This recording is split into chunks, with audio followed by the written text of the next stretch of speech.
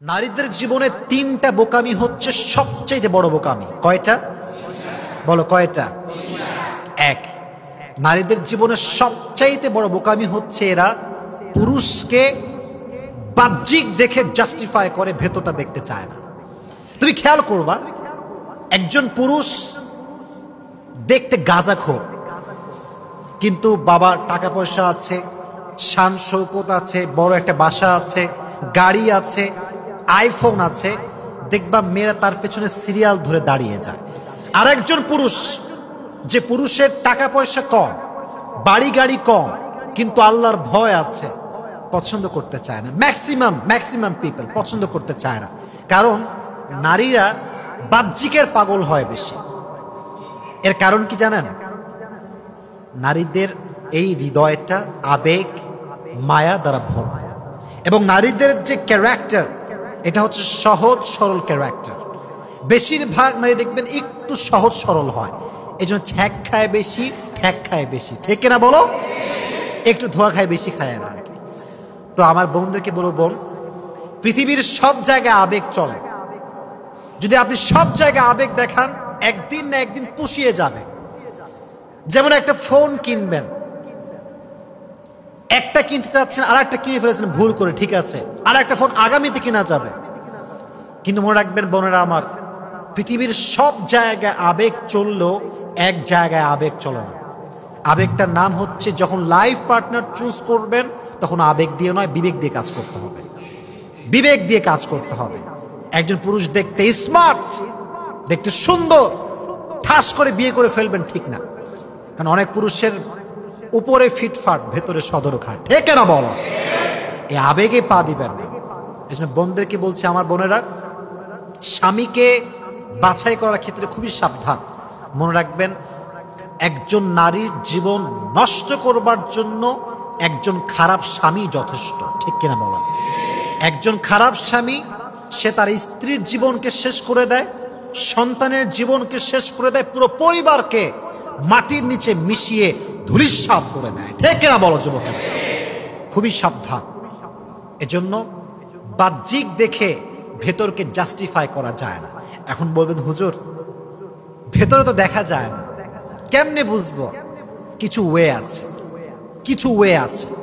দেখবেন আজকাল বাবারা যখন মেয়েকে বিয়ে দেয়, প্রশ্ন হওয়া উচিত ছিল এইরকম যে, তোমার নামাজ কালামের খবর কি?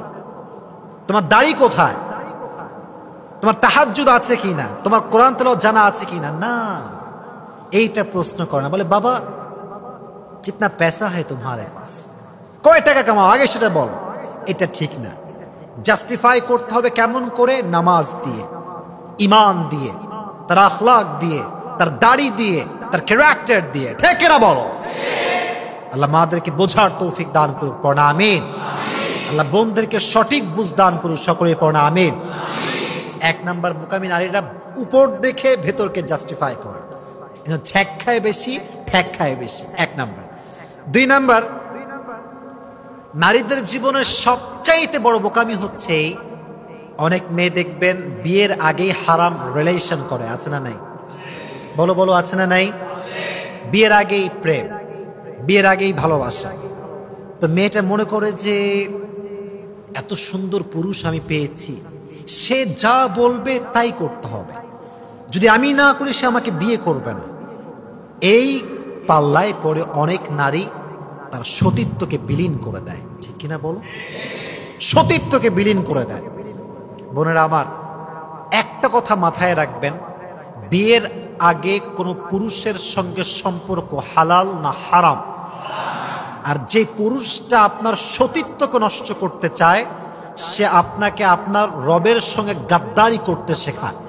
আর যে আপনাকে রবের সঙ্গে গাদ্দারি করতে শেখায়, সে যে আপনার সঙ্গে গাদ্দারি করবে না আগামীকালে কোনো গ্যারান্টি আমাদের কাছে নাই, ঠিক না বলো? যে রবের সঙ্গে গাদ্দারি করে, সে মানুষের সঙ্গে গাদ্দারি করে। এই জন্য আমি একটা কথা পড়ছিলাম সেই দিন, मोहब्बत करने वाला हमेशा इज्जत को बचाता है और नफरत करने वाला हमेशा इज्जत को डुबाता है। যে তোমাকে ভালোবাসে সে তোমার সম্মানকে রক্ষা করবে, আর যে তোমাকে ঘৃণা করে সে তোমার সম্মানে আঘাত করার চেষ্টা করবে। এজন্য যেই পুরুষ নারীর সতীত্ব নিয়ে ছিনিমিনি খেলে সে কি আসলে ভালো মানুষ না ধোঁকাবাজ? ভালো মানুষ না ধোঁকাবাজ? ধোঁকাবাজ। এজন্য আমার বোনদের কাছে আমার দুটো হাত জোর করে আবেদন করছি, this is my request to my sisters, don't lose your virginity to make someone happy. কোনো পুরুষকে সুখী করবার জন্য সতীত্ব নষ্ট করবেন না। একটা কথা মাথায় রাখবেন, নারীর সতীত্বকে আল্লাহ তাআলা পুরুষের চাইতে অধিক মর্যাদা দান করেছে। সুবহানাল্লাহ পড়া। আর একটা কথা যুবকরা সবসময় মাথায় রাখবা, একজন পুরুষ যাকে বিয়ে করবে সে চায় তার জীবনের নারীর অতীত সুন্দর হোক। আর নারী যখন কোনো পুরুষকে বিয়ে করে সে চায় তার পুরুষের ভবিষ্যৎ সুন্দর হোক। নারীর অতীত ভালো হওয়া এই জন্য জরুরি কারণ পুরুষের কাছে নারীর সতীত্ব সবচেয়ে দামি জিনিস, ঠিক না বলো?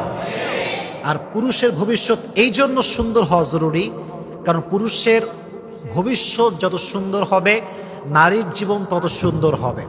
পুরুষের ভবিষ্যৎ যত সুন্দর হবে নারীর সন্তানের ভবিষ্যৎ তত বেশি সুন্দর হবে। কারণ পুরো অর্থনৈতিক ব্যবস্থা এটা কি নারী মেইনটেইন করে না পুরুষ মেইনটেইন করে?